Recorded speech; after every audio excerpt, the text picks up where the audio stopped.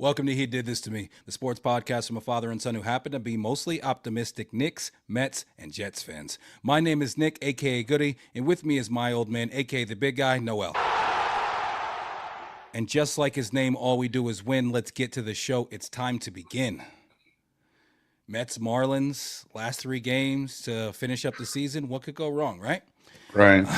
The Mets are 1 game up over Cincinnati and a couple games up over the Diamondbacks as they head down to Miami for the final 3 games of the season. Tonight they will have young pitcher Brandon Sproat on the hill. The Marlins have gone out of their way to stack up their best 3 pitchers to go up against the Mets, even when Alcantara was on regular rest, supposed to go either yesterday or the day before, and they were still technically in playoff contention at that point. But clearly to these Marlins owners or whoever is making the decisions, it is most important that they beat the Mets, even though there will be way more Mets fans down there in attendance, but they have a hard time drawing as it is. So I guess they're looking to get as many guys in there as possible. Hey man, looking forward to today's game and what this weekend is going to show us about this team. I've never been less committed as far as what I think a team can do than I am. I was telling my guy on the post game with my guy CP last night. I told him, I said, I have no idea what's going to happen tomorrow, man, or what's going to happen in this series. With this team, they've been so Jekyll and Hyde all series. I will say this: there's one thing today that I saw that very much troubles me, and that is the lineup. Yep. Which has a Mr. Cedric Mullins in it. And I don't understand what Tyrone Taylor has to do. I saw a tweet yesterday. Tyrone Taylor, in the 2 games since he's been back, has done more for the Mets this season than Mullins and Siri have done combined. And that's just the 2 games. Season. I have no idea what the thought process is. Talk to me, big guy. How do you feel about the Mets? How do you feel about today's lineup? I was pretty upset when I heard about Mullins playing as well.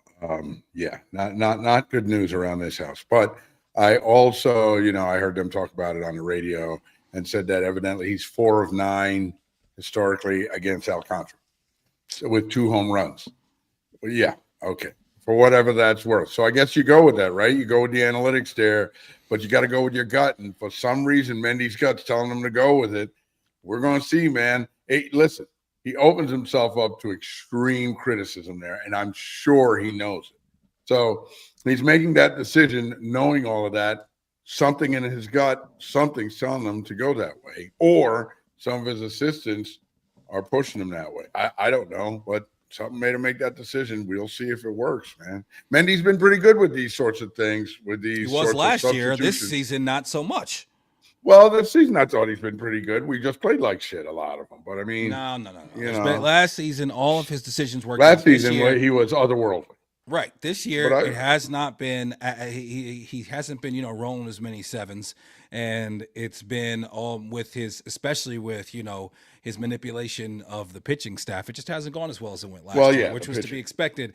And honestly, I mean, it's not just about what the guy can do at the plate. It's about defense. And we saw that here recently where, Brett Beatty is out of the lineup, and then you have Vientos over at third, and he's making there's plays that he's not making that big leaguers just plain and simple have to make. And I feel the same way when it comes to center field.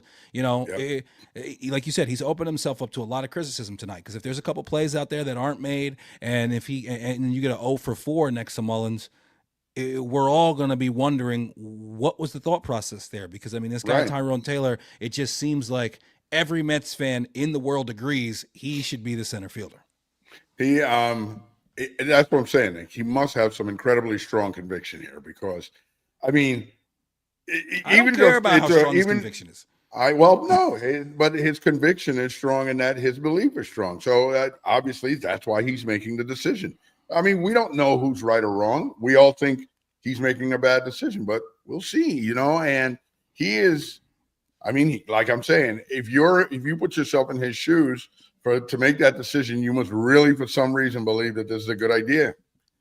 That's the dice you roll being a big league manager with all these eyeballs on it. I just don't see it, though. I have a hard time seeing it, but I hope he's right. I hope we're all wrong, and I hope to goodness that he's right, man. Because yeah, I mean, just like you said, the fielding aspect is so extremely different. And so, oh my God, Tyrone Taylor. I don't even get upset when Tyrone Taylor doesn't get hits because his fielding is so good. He's one of those few players who, even when he's hitting, under 200, he's still a net positive. And then when he gets hits, he's incredible because he always hits the ball hard. And he seems like he's been finding some holes with those hard hit balls. He He hasn't been hitting them right at guys here recently. He had that big double yesterday. Listen, man, I don't get it. I don't get it, Mendy. I don't get it, man. We know he's not playing them for any stupid reason. Like I don't care what the reason is. I don't care what the reason is. That doesn't matter to me. That doesn't matter. Like the fact that it's his belief. Has strong convictions, or that's his belief. I don't care. I believe differently. That's just that's the whole reason we do this, is to give our opinions and how we feel about things. And I just don't. I don't get it. And I was saying that yesterday before I was I felt I had that sentiment before I saw the lineup, and I just thought that it was a foregone conclusion because everybody in Mets man feels that way. Like you said, hopefully we're wrong. Hopefully he goes out there. I don't know if I've very surprised to hear this. I haven't seen Mullins get it. Does Mullins have like a big hit, like a signature moment this season? Well, signature moment, I wouldn't go that far. I'm saying like a big hit like in a big double spot every now and again. A double. I can think of him hitting a line drive home run at one point. Yeah. But it was in the midst of the Mets scoring 12 runs in the game, so therefore it wasn't that. He just doesn't have anything that is like, oh wow, like that contributed to us winning the game. And I mean, I'm telling you, man. Like you said, he's putting himself under a lot of pressure. We'll see what happens. Brandon Sproat is going to be on the mound. He's got an ERA under 4 in his 3 games that he started this year. Only 16 innings pitched. He does have 15 strikeouts in those 16 innings. And with Sproat, we feel like hopefully we can get a big day out of him, but you really never know with him either, just because he's so young and he's being put in such a huge spot. Baseball, like I always say, is a game of moments, and we're going to have a couple times where, hey, it's going to be about whether or not we get that big hit. And then on this guy, Alcantara, he has had some really successful starts against the Mets before. We've also gotten to him before. I think the key is we got to get to him early. Got to get to him early. He's that guy that, for years I wanted Alcantara on our team because he's a big guy. He usually pitches a lot of innings. He's a good pitcher. Some would say he's auditioning today. Right? But if you get to him early, then maybe you got a shot. If you don't, man, he's kind of like a CC Sabathia type in that way. He just starts rolling on you, and it's hard all to. All good pitchers. You have to get to them. Yeah. It's just since the beginning of time, it's always been that way. If you don't get to them early and you let them get comfortable and they start figuring out what pitches are working and what the blue is doing behind the plate, then you got a serious problem. Yeah, it's ugly. Yeah. So listen, I think we need to score at least 6 runs tonight to win this game. Minimum. Recently, the offense has been getting it done, and we also have quite a few guys who have been hot recently. I thought the fact that we scored 8 runs yesterday with us having an 0 for 5 for Soto is a good sign. I think. Yeah. Hopefully Lindor can continue to be the leader. I mean, that guy just exudes leadership with the he way really he does. handles himself on the field, whether it be trying to steal a run by trying to steal an extra base. That call yesterday where the guy goes out, Stansby Swanson makes the call into the, catches the balls and falls into the stands, and then he throws it to somebody else. No matter how long you watch baseball, there's a rule that you don't know about. Zero chance anyone knew that rule. I mean, Gary Cohen. Gary Cohen. He's Gary Cohen in real time. Right. He but was, most, who called lay persons, nobody knows that. What? I was wondering, did he actually cleanly catch the ball and then just flip it to the guy like in football, where if you tapped it and you flipped it and it didn't touch the ground, it's still a catch. Right. And I was like, wait a minute.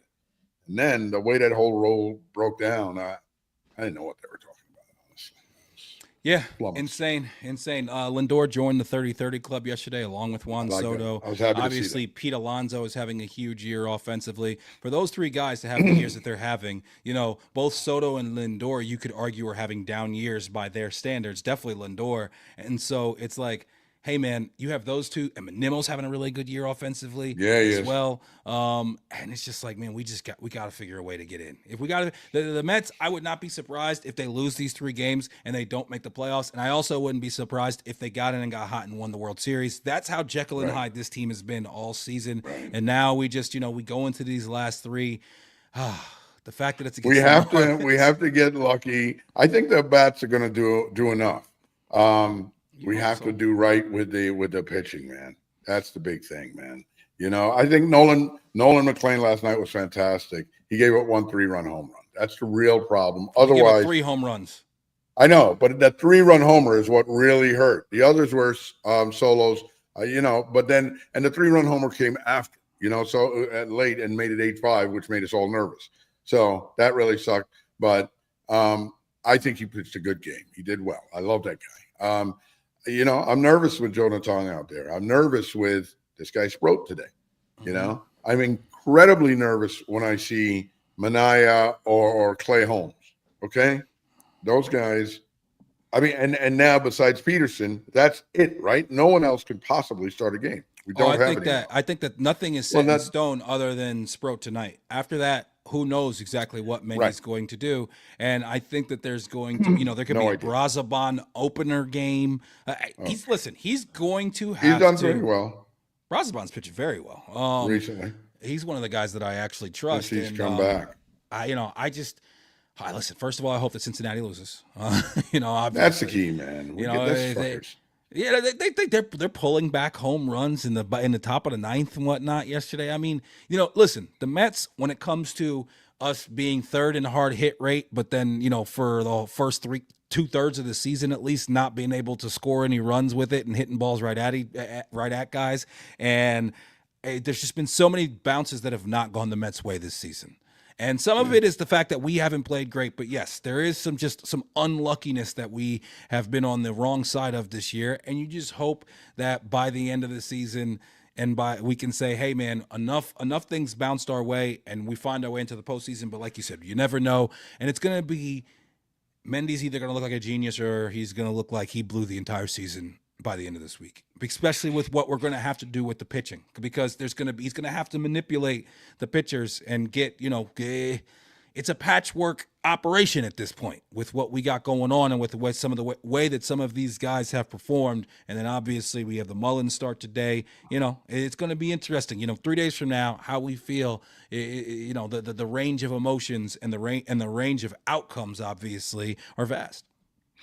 Is in your mind, is there any way we shit the bed this weekend Mendy gets fired? No, me either. I agree. I heard they brought that up on the fan. They brought that up on the fan. And that's insane. There's lots of fans out here who I have seen, say, get rid of Stearns, get rid of Mendy. I mean, it's just I don't understand what they don't. Maybe they're not old enough to remember the Wilpon years or even some of these recent years, man. I mean, Mickey Callaway. But at the end of the day, man, like I like the continuity. The continuity is important to me. And I just don't see Stearns being the type of guy who would have a knee-jerk reaction like that. No way.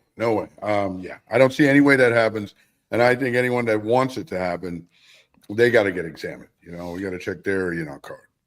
Some people, man, they always gotta have a gripe and have a complaint about something, and everybody thinks that they know more and they would do better. And even when I disagree with them, I do realize that, hey, man, it's a tough job, and you're making decisions that in the moment they're not easy. And we had to expect some regression this season after him just being so perfect last year. And I think overall he's a good manager. We got first pitch coming up in just over an hour. And we'll see what happens. The Jets, man. So the Jets last week, they give us one of the most exciting moments in Jets history, maybe, when Will McDonald jumps over the offensive line. He jumps over the center. He does not make contact with them, which is amazing, and then is able to block the kick and then return it. You got Aaron Glenn dancing on the sidelines, but I will tell you, as soon as he scored and as soon as my exuberance just waned a bit, I looked up and I saw a minute 45 on the clock, and I was like, we're not going to stop Baker from going down. Every Jet felt you know what I mean? Like, come on, man. It was a tough one, and definitely a tough loss, but the team showed some fight for sure. And now they go into Miami on Monday and hope to get their first win of the series. How did you feel about the Jets' performance last week? Yeah, I was disappointed with the loss. Of course, I was excited. I was thrilled with that play by McDonald, who is just like an athletic freak, man. That guy is he's out of his mind. But I thought we played hard to come back. I'm glad Justin Fields is coming back. I feel like, we played hard, but we needed a big play right there. Our defense doesn't seem to be able to get home on any blitzes or do anything to significantly disrupt the opposing offense at significant parts of the game. That's what I want. I don't want to blitz all the time. I don't know. I guess we do blitz, but it doesn't seem like we blitz as much as I thought we were going to, number one. But number two, it doesn't seem like we just blitz that much. And we definitely, in those big moments, I feel like too often, I think whoever was commentating last week brought this up, in a 3rd and 9 situation, they're allowing a receiver to go up, turn around, and stand in space 9 yards away. Somebody's got to go stand right next to that guy. Don't play a thing where everybody's, 7 feet away from the guy on either side. That does me no good right then. Because, yes, so every you feel catch like there's been too much zone coverage. That's zone right there, but I don't understand that because I guess we're playing man on the outside, but zone on the inside. But in that situation, you got to man up. You gotta, lock up because that kind of space is a death knell, and it just makes it too easy. I don't know if they're nervous about the guys they have in coverage, holding and stuff like that. But or you have to do that. You have to mix that in. I feel like every time we're doing that, and I do feel like sometimes we're not making adjustments quite as on the fly as well as we should defensively. I mean, what you're saying in a very roundabout way is that Steve Wilks sucks. I'm not going to say he sucks, Nick. I think he could be better. I know, but we're talking. I think it's early too, and they're trying to learn. We don't like the adjustments that he makes. I mean, I'm out on Wilks. I'm not a fan. I'm not a fan of the guy. I don't like. Like there's times where defensively I feel like we're too aggressive, and I feel like there's other times where we're not aggressive enough. And I realize that, hey, am I supposed to? I realize that I could be wrong at certain times, and I'm being a overreactive fan, but I don't love some of the concepts, especially late in games that the Jets run. And I think that especially late in games, it seems like other teams have an idea of what we're going to do and just pick us apart and go up and down the field. And it doesn't seem like there's any sort of deception or us getting the leg up with a call. That just doesn't seem like it's happening for this team at all right now. No, you're right. I mean, listen, I could get there where, I'm out on this guy, but I do feel like somewhat, sometimes you have to hope that the team gets better at executing his plan. Right now, I do think also, too, there's a problem with just execution. It's not just the plan, but execution sometimes. I think sometimes the guys are in position to make plays. They're not making the plays. They're not executing as well as they should sometimes because maybe they're thinking too much instead of reacting. But, hey, there are times when I think that on the offense, too. I feel like we figured some things out in the offense in the second half, in the fourth quarter last week, which we didn't seem to do most of the game. Definitely not in the first half. I mean, even the coach was saying that, he was happy with the way we did some things better in the second half. I'm hoping we can make those adjustments sooner and on the fly, to get certain people open. The number 2 receiver is an issue that, it's kind of glaring. So, sometimes like games like last week, okay, first of all, I don't think the offensive line played that well. I don't think they've played that well since week one. Right. But now the second half last week, they played better. And I did hear a breakdown of it where they showed certain schemes they did differently with blocking schemes that made a better result. I can't break it down exactly for you. I don't remember it like that. But so I think that we can make better adjustments, but we just, we have to do them quicker, more on the fly, on the move. Yeah, definitely. Exactly. That is the point I was going to make, is that they've got to be a little bit faster as far as the adjustments, as far as the defense, and our inability to make plays. Sometimes guys being in the right spots but not being able to make the plays. Clearly, Muji, he agrees, because he went out there and got Jarvis Brownlee this past week, a guy who is, it was many Titans fans. My brother-in-law, your son-in-law reached out to me and was like, I don't know why they are getting rid of this guy. He is a Titans fan, keeping up Oh, with really? his very diverse fandom is something that's not always easy to do. But yeah, when he said, I love this kid. He's a dog. He's great at coming up and supporting the run, as everybody has said. Now, if you look at some of his numbers in coverage this year, he's given up like almost a perfect passer rating. Yeah, man, And that's the like, problem I'm it's seeing. just, yeah. So we'll see exactly how this all works out for him, and whether, when a team is willing to get rid of a guy like that, it tells me that there's either some locker room stuff going on, Right. What's or going on? the numbers and the statistics and the analytics don't add up. But the thing is that I hear from John. I hear also from I saw somebody put a clip of like a screenshot of a Falcons blog, and everybody's all fired up, and they're all like, "What are we doing? Why are we doing this? We're punting on the season already." So hey, a lot of people over in Tennessee and Titan Nation, they feel like this guy's a very good young player. So I don't know exactly what's going on. Hopefully we can help. But yeah, number 2 corner and number 2 receiver, like you said, glaring weaknesses for the Jets at the moment. I mean, this guy was starting like a week ago, and they traded him. I don't understand. But yeah, yeah, Brandon Stevens, he actually had a better game last week than he had the week before, but that's relative. And yeah, we need somebody better over there. We also need we need our man Sauce to, I don't know. We need you to be amazing, man. That's just a factor, man. We need you to be amazing. Him and Garrett. And Garrett had that glaring issue last week that really infuriated me, but he's got to do What, him not better. coming back to the ball at the end of the half? Yes. Yeah, I put that on him I'm more than always everybody a was talking. stickler on that. I put that on him more than I put it on Tyrod. He has at least has It's on both of them. Tyrod made that pass with both of his feet together. right. Tyrod Right. even said that was a terrible pass. He made it in desperation. You shouldn't be in desperation making a late pass to the other hash mark. Sure. Bad idea. Sure. And you should never make any passes as a quarterback with both your feet parallel, Sure. virtually, especially not a deep pass.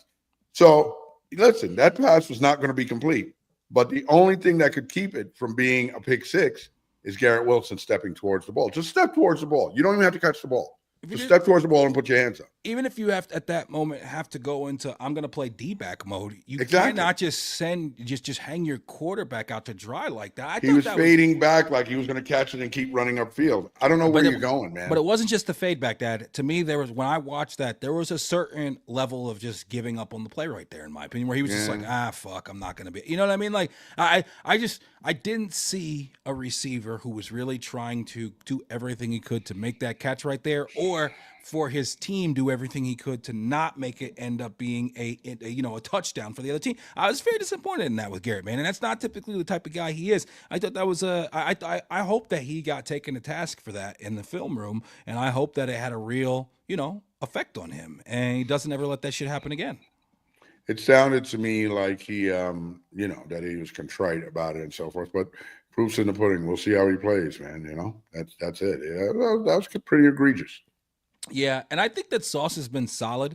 He hasn't gotten the interception that we would like, but guys, they're just doing, other teams are doing everything they can to just not throw at him. I mean, you saw last week, whenever Mike Evans didn't have Sauce on him, Baker did not care what else was going on. He was checking out of runs and throwing the ball that way. So other teams know that they have to attack everybody but him. I'm sure that's what they're talking about all weekend. We got Tua this week, man. He will put some balls up there that can be, that are up there for contention and can be won by a defensive player. And we just got to make sure that we keep Reek in front of us and get to Tua, knock him down, bounce his head off the turf, and get him out of the game, possibly out of the league. Listen, man. Why do you want to put the man out of the league? Listen, I don't want that to be the case, but we all know that Tua has a couple concussions from being out of the league. Okay, but I don't hope for that to happen. I just hope that we win the game. Listen. I wouldn't mind not getting him out of the game and getting Zach Wilson in there. Zach Wilson, who I mean, That would be great drama. He's been showing up on my timeline quite a bit because, with Sam Darnold playing the way that he is, there's many Jets fans who now feel like I felt back then, which is keep Sam Darnold and draft Penei Sewell and, go from there. That's it's not just revisionist history because I felt like it in the yeah, but moment. We'll never know if Sam Darnold would have been good with us because it has to do with coaching. He was coached by the right people after he left. Because he left and he wasn't immediately successful when he got to the right person. That person helped him. That very first game that he played against the Jets, he looked a lot better than any Jets quarterback other than Aaron Rodgers has since, or maybe that one game of Justin Fields. That very first game. But then he had some shitty games after that. I think he got cut by somebody after that, didn't he? Yeah, he might have got cut by and then he ended up. That San Francisco experience really got him going. Whatever the case may be. He's a better football player than Zach Wilson. That's a fact. That's not arguable. He is. He's a better football player than Zach Wilson. Point blank. Period. Zach might have a rejuvenation like. No, he will not. You're the only person who thinks that because you freaking still have some. You still have some like unexplainable love for this. Yes, you do. You love Zach Wilson. You'll always love him. You just like to say that, but I don't care about the kid. I wish him well. I wish everybody well. You're his biggest supporter, and have been since he graduated from seems college. To make you happy to say that. So you loved him. You were like I did like him as a player for the Jets, but I don't have the arm talent. I have some irrational love for him now. His poster's not in my room, maybe in one of the back bedrooms, but not in my main bedroom. It's going to be interesting against Miami. Obviously, Monday night's Miami. You got any stories about Monday night games with the Jets versus the Dolphins? No. Anything you'd like to share with the people? No? No, nothing I want to share with the people. Come on. What? I left the Monday Night Miracle early because my good friend Anthony Vaz wanted to leave, and I cursed him all the way home in the car listening to it on the radio. But yeah, that's like something like a Miami fan would do, honestly. That was a terrible experience. I wanted to stay, and this guy kept saying, "Come on, let's go." I mean, but you guys are grown men. He couldn't have left it. Yeah, you're right. I should have just said, fuck off. We weren't driving. Did we drive together somewhere, stop, and then drive one car to the stadium? I think we did do that. That's why we needed to leave together. Yeah. Vaz, come on, man. Well, he's a true Jet fan, but he blew it that night. And I blew it too for listening. Not just on him. Like you said, Justin Fields will be back. Hopefully we see week 1 Justin Fields and out week 2 Justin Fields. I think this is a big game for him just because, we're not playing the teams we played in the first 3 weeks of the season are combined 8-1.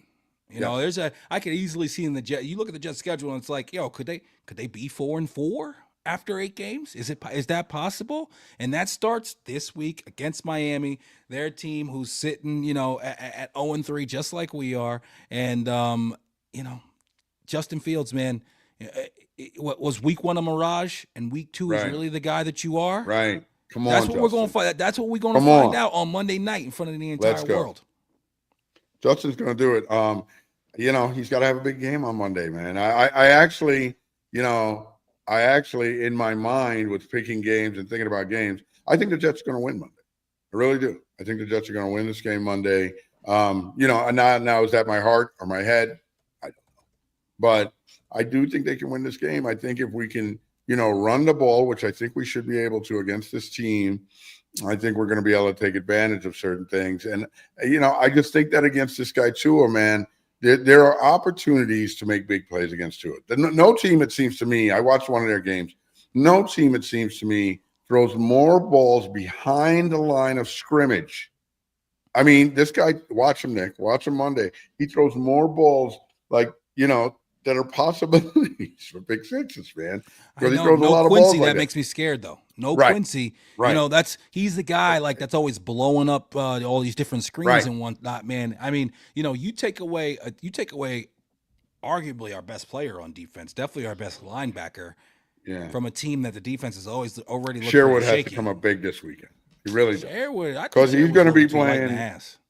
He's going to be playing that more of that Quincy role where he's going to be attacking more. So you're going to have him there. He's the middle linebacker. What? He's not going to be playing outside linebacker now. Well, he's going to be calling the defense, and I don't know.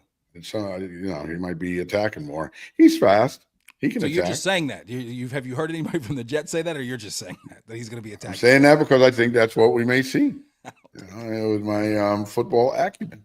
But no, I think that Sherwood needs to have a big game. We brought in the other guy. We brought up some other linebacker too, didn't we?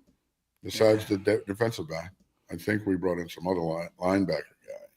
Listen, And if I don't it's know, not then it's not anybody of like real note, of and not note. anybody who's going to Yeah, be playing that much. You know what I mean? Like at the end of the day, man, this Jets defense is pretty shaky. The offense shows some flashes, and right. I'm really nervous about what the defense is going to look like against, without this, Tyreek, and then Tyreek that kind of scares me. him getting a little bit crazy. It seems like he's been having a somewhat of a down year. I know that he had a Right, couple big catches in this most recent game against the Bills, but right. I'm interested to see what we're going to be able to do, what Wilkes is going to be able to draw up, because this get real embarrassing real quick. And hey, man, if the defense continues to be this bad, when recently in these past few years, even under Salah, they were still typically a top five, if not top 10 defense. And now all of a sudden you bring in a defensive minded coach, a guy who was just a very sought after defensive coordinator. The calls for him to be making the defensive calls are going to come extremely quick if this defense gets Right. embarrassed on Monday night. Right. No, that's going to be big, man, because everybody's going to be watching. It's an early game. And you're right, man. Some team is going to leave Monday night. One of these two teams is going to leave Monday night feeling hopeful, and the other team is going to be spiraling down, Yeah. just in a bad situation. I mean, listen, I do think that if we lost this game Monday night, it would really suck. We'd be spiraling, we'd be in bad shape and all that. But we've got a new coach, and we're trying to push forward with that. If Miami loses Monday night, I think the circumstances will be even worse for them because they're already kind of spiraling, and everybody's trying to saying that they're a hot mess and all this. And to be honest, if they lost to us, people would be like, "Oh, you guys, they're just being a shitty situation." So we just have to play smart ball, man. We have to not make stupid mistakes that cost us considerably. We cannot afford that. Okay, and we have to play, the running game, keep it out of Tua's hands, and get at least one turnover. Gotta Get get at a least turnover. one significant turnover. This guy will fumble the ball, Nick. This guy will throw interceptions. We just, come on, man. He's small. He's little. You know, we got to do it against him. Man. Have to. The New York Knicks are back. Media day this week. The guys have No been Knicks getting hat. Sorry. interviewed. We've been, we've seen some clips from practice. They all seem to include guys sprinting. Mike Brown has been interviewed multiple times. He's been very you could tell, like, it's such a stark difference from Tibbs in just the way that he's willing to like open up and talks about like the details and the ins and outs of things. That's been something that I've definitely seen. I mean, Tibbs basically just relies on like a couple sayings that he says all the time, and he just regurgitates those over and over again. Whereas like Mike Brown is definitely giving you a lot more nuance and a lot more, like I said, details about what he's thinking, what he's trying to implement, what he's trying to do. Speaking of Tibbs, your boy Deuce throwing a little bit of subtle shade at Tibbs, I thought, Well, when just he saying, answered with his the more questions. movement, Yeah. Just talking surprising. about how, seeing more movement and just talking about, the expanded rotation. I mean, him, Mikhail Bridges had some comments that some people could interpret that way. But, I really love everything that's coming out of Mike Brown as far as like everything that he's been saying and everything that I've been seeing in the practices. I think that guys, I saw there was one particular clip that I saw with Cat doing a drill where they're like making an outlet pass, running down the court, and then getting the ball back for a finish. And you could just tell Cat's in very good shape, man. He's in very, I very hope good so. shape, and physically he's feeling good. By the way, he was not Right. running like that at the end of last season, obviously, with some of the No. different things that he dealt with. So, yeah, Knicks get an early start because they'll be heading out to Abu Dhabi for a preseason game next week, and then October 22nd we tip off against the Cavs.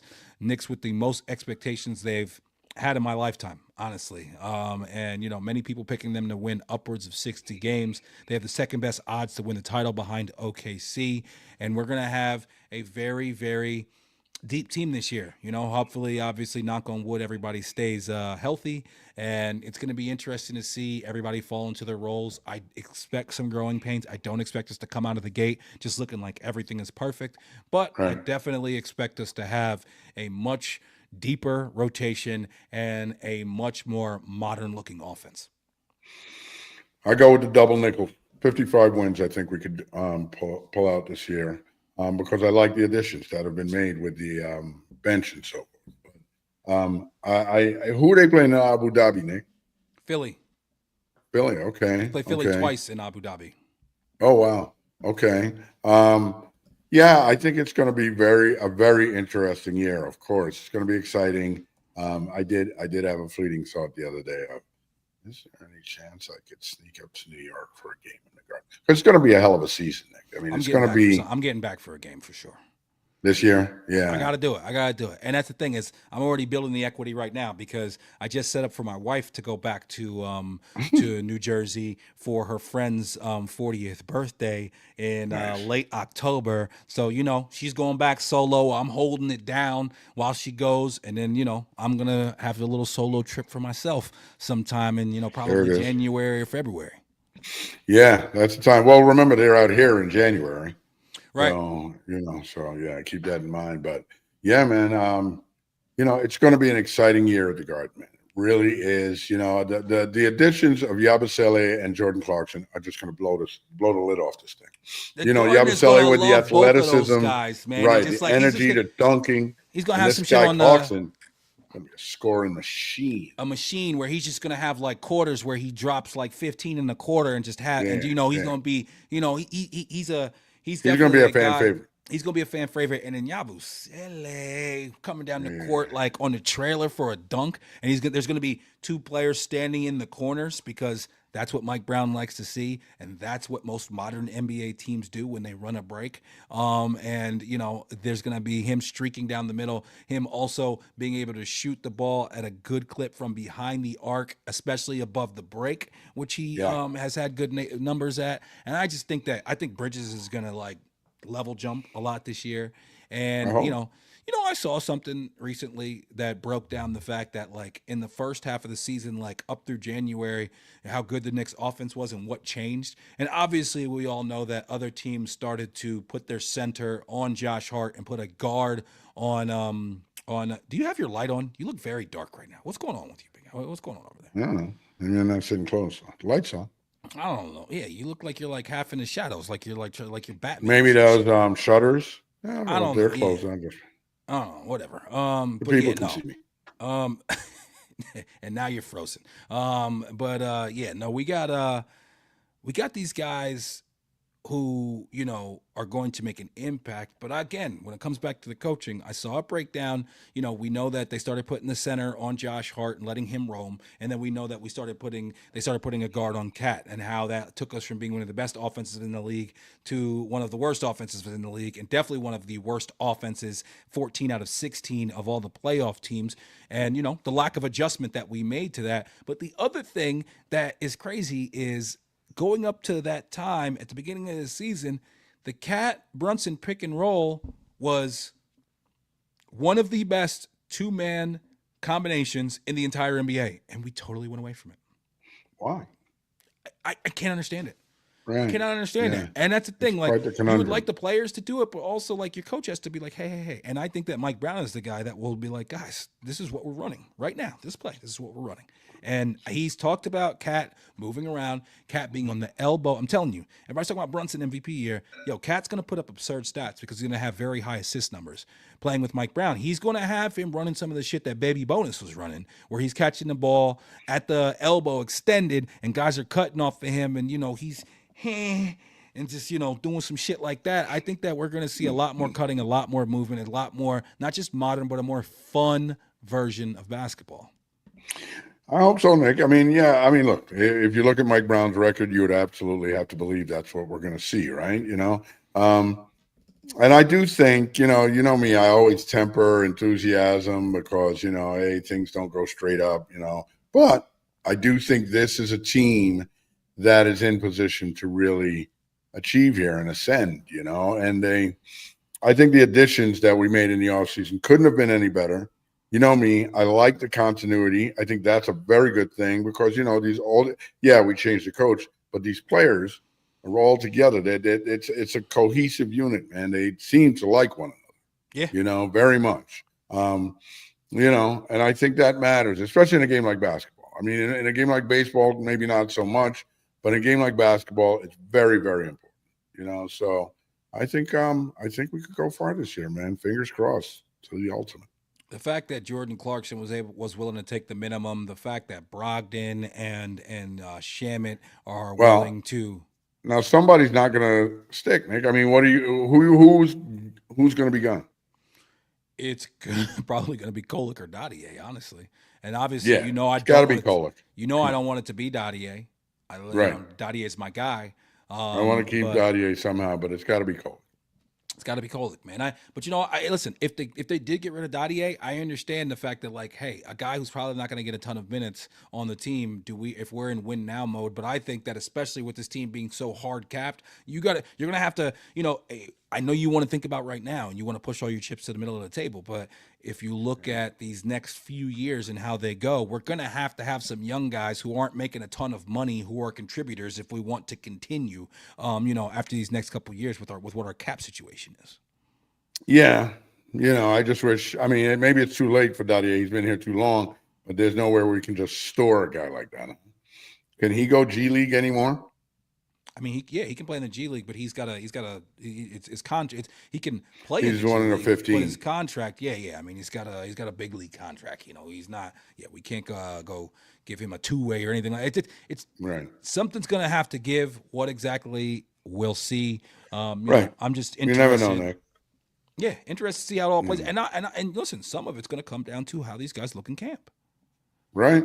No, they're going to have to throw compete Deuce in that. Throw and Deuce stay in that healthy. Mix too. That's right. I mean, listen, it's not out of the realm of possibility that Deuce could get traded, especially if we're getting some good back. Some. And he's the only thing that's going to really give us back decent assets, and we've given up quite a few picks. When it comes to getting Karl Anthony Towns and also Mikal Bridges. So if that's the thought, but I mean, I'd be very, very distressed if they gave up Deuce.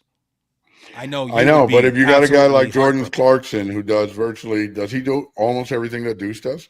He's definitely not the defender Deuce is. No. And that's the thing, man. You need another. Deuce is a knockdown shooter, and he's a great defender. And right. That's the thing. I don't. Especially with a guy like Brunson, you need Deuce. We haven't seen anywhere close to what Deuce can be because of the former regime. I mean, I think that Deuce with real consistent minutes. It's hard to be a shooter and never know how much you're going to play and if you're going to get any shots today. And I think with consistent minutes, Deuce can really be somebody who becomes an impact player. And right now we're paying him next to nothing. These are all also the reasons why he would actually get us the most back in some sort of trade because he's actually an asset to other teams. Right, no doubt, he's a valuable asset. But yeah, I'm really excited to see some Knicks basketball. What is have you seen these pictures of Skinny Zion? Oh my gosh. Between Skinny Zion and Skinny Luka, somebody said they saw that picture and they thought it was Dennis Schroeder. Because of the stupid haircut. Yeah, nah. Look, man. I as much as I'm happy for Zion, it also makes me a little bit disappointed in him. Just the fact that he's had to have this wake up call to get himself in such better shape, and that he hasn't done that thus far in his NBA career. He clearly has gotten off of the gumbo circuit and is he's taking himself more seriously. He says he feels like he's in high school again, and I'm interested to see what he's going to be. That's two of the biggest storylines in the NBA. I honestly think, of course, because Dad, I'm telling you, man, I think I know everybody wants to talk about OKC. Obviously, Minnesota is a team out west that's making a lot of noise. Denver is another team that people pick. Don't watch out for them Lakers, man. If Luka takes his game to another level with what we've seen from Luka already. Watch out for the Lakers. Yeah, and then you're talking Skinny Luka. That's going to be interesting. It's going to be very interesting. A lot of good subplots in the NBA this year. It's going to be a good year to watch the ball go up and down what's the court. Houston going to be? They just lost Van Vliet. Well, they just lost Van Vliet. Yeah, Yeah, man. he's out for the That's year with serious. the torn ACL. Yeah, but they got KD now, and that's going to be wild, man. It's going to be Yeah, crazy. that loss of Van Vliet though, I think that throws That hurts. that definitely sours their overall feeling going on to the season. And then Philly, this kid Jared McCain, he like hurt his thumb or some shit. Yes. Oh I saw man, I was somebody sorry to post. hear that. Just because he seems like a good young player. Obviously, it benefits Nick because I think that kid's very good. Oh, he But could play.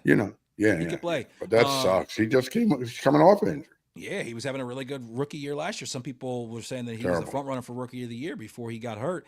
And I saw somebody post the other day saying that Philly is cursed because of all of the tanking, and they will continue to be cursed until they get Mr. Process Joel Embiid off the roster. Who, by the way, there is still no timetable for his return.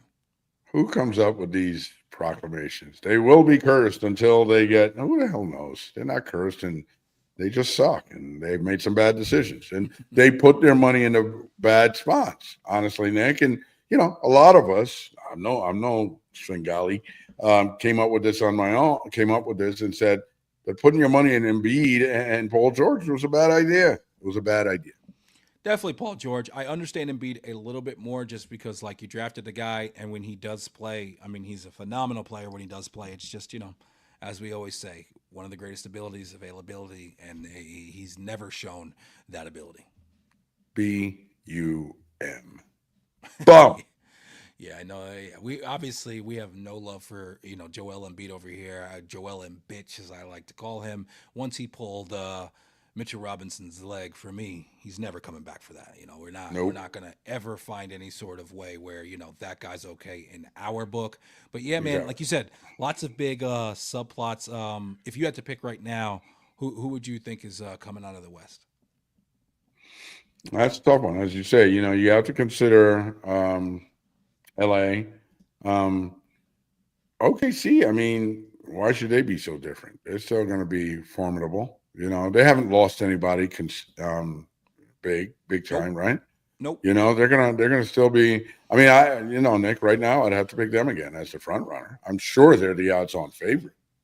Yeah, I think everybody, It's not rocket science. kind of feels that way. I think that Denver and LA are pretty much the other teams that I think possibly having a chance.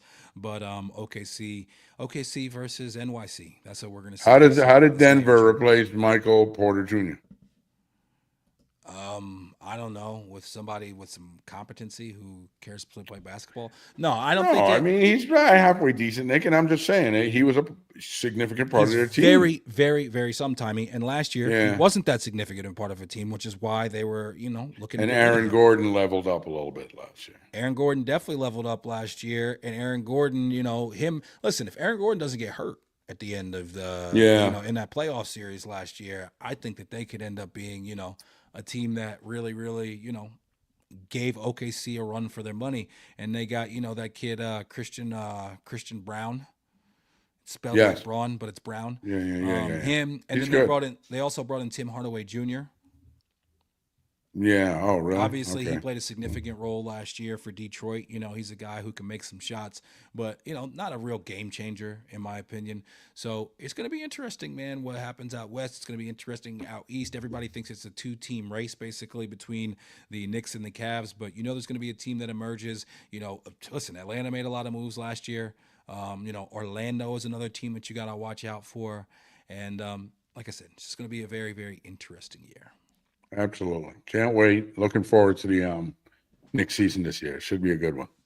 Yeah, and last but not least, last week you went 2-1, which on the season brings your record to 4-2. So what 4 out of 6? What's that? 2 out of 3. So a 66.6 win Take it. percentage. Yeah, we'll definitely take it. This is a little segment. Are you ready? By the way, are you I'm ready? ready. I'm Okay. ready. A little say we've had a rough time with this the last couple weeks. We're gonna try to I'm get it ready. right this week, and we're I'm we're live practicing. this time too. All right, this is a little section that's a segment that we like to See what I'm call saying?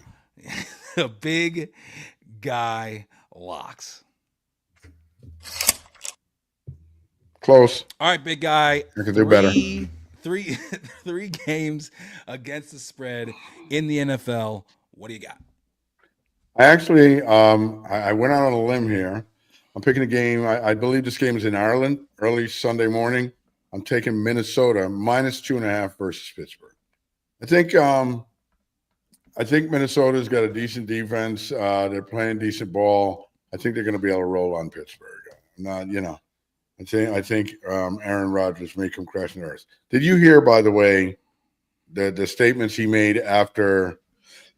Sorry, I think they lost the game, and he threw a ball, and the receiver either wasn't there or Anyway, after the game, when they asked him, he starts going into, well, the receiver should have made this cut and that cut, and it's like, come on. And I heard the same question asked of Mahomes about Kelsey when he tipped that ball near the end zone, and 2 weeks ago, and Mahomes took the whole blame on himself, which is what most quarterbacks do. I think that's lame. Anyway, it's kind of like that whole red line thing, So I'm taking Minnesota. What do you have? 2.5? I got Minnesota minus 2.5 versus Pittsburgh. Minnesota, you seen the same line? Pittsburgh. Like you said, that is the, early game. Minnesota minus 2.5 early game. Okay. Yep. All right, yeah, and then there's no surprise that you chose that with your overall disdain for Rodgers and your love for Carson Wentz. You loved Carson Wentz. No, that's not it at all. I just think they're playing well. When I watched them play before, I think Carson Wentz was a good quarterback, but come on, let's face it, that was years ago. He kind of sucked the last few years. Let's see. He did okay last week, right? Let's see if he can hold it together for them. I think they're a decent team, and I think they're playing good ball. Niner, and you know what I think, honestly, too, with Pittsburgh? I don't think Pittsburgh is as good as their record says they are right now. I really don't. I think that part of our issue. The Jets getting, being close. It's just because the Jets. Well, listen, part of the issue that first week was that Pittsburgh's defense, wasn't able to stop our running game, and they still haven't been able to stop the running game, Nick, since then. So I think Minnesota might be able to put a dent in them on that. That's a problem. And so I also am taking the Screaming Salas, the Niners minus 3.5 versus the Jags. I like Salah's defense going against Jacksonville, which I think, they're kind of shaky.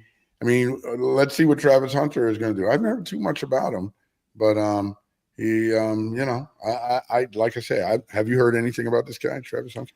Yeah, he's been playing pretty solid. He got a horrible pass interference called against him one game. I know that. Yo, what's up with that pass interference they called on Sauce last week against Mike Evans? That was a huge. Yeah, I disagree with that. I very much disagree. It's with a no call. It could have been an OPI, but it right. definitely should have been a no call. And I'm a firm believer, Dad.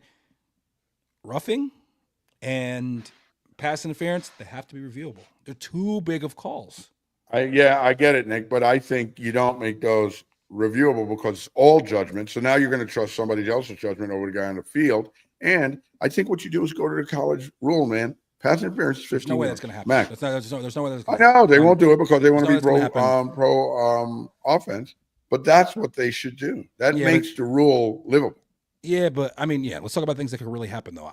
To me, the reason that you give it to somebody else, as you say, to make the call is because that person gets the benefit of slow motion and multiple angles. And it's too big of a call. Give it to a guy who has the ability to look at it in slow motion and then make that judgment, as opposed to a guy who has to make it in real time with these guys moving a million miles an hour. It's just too big of a. We've seen playoff games decided by this terrible call. No one wants that. No one wants the wrong call to decide a game. Well, right, they're not reviewable. Oh, well, yeah, I know it sucks. Well, we'll see. Next game I'm picking, and I thought about going. I almost went with the Jets plus 2.5, but I said, you know what? I can't be making predictions here that could be just with my heart. I got to make choices with my head. And I took the Broncos minus 7.5 over the Bengals. I think the Bengals are reeling a bit. I think the Broncos need a big comeback game. I think their defense is going to do well against the Bengals. Okay, so we got the Vikings minus 2.5, the 49ers minus 3.5, and the Broncos minus 7.5. Those are this week's big guy locks. You got it, man. Yeah, no, it's definitely going to be a very interesting weekend in the NFL. It's been an interesting season that Philly. I'm sorry, not Philly, but KC versus Baltimore. Both teams sitting at 1-2. Oh man, You know, the loser of that game, crazy. it gets very, very hard to, make it to the playoffs at this point. And are we seeing the end of a dynasty Right. in Kansas City? Are we seeing, this Baltimore team that continues to get right to the peak but not be able to ascend to the very top? Are we seeing them coming in with all of this, all of this expectation? And now, Derrick Henry fumbles the ball every fourth quarter. And, Dude, now all of a sudden this what team about is not. Jackson Dart? Oh, Jackson Dart getting his first start, which that offensive line is not that good. So we're going to see Yeah. how this young kid deals with it. Listen, Russell Wilson, 2 weeks ago, everybody was saying how well he played. And then this past week, he seems like he's throwing the ball up for grabs and those moon Nick. balls are getting picked off. But Nick, this is what did him in.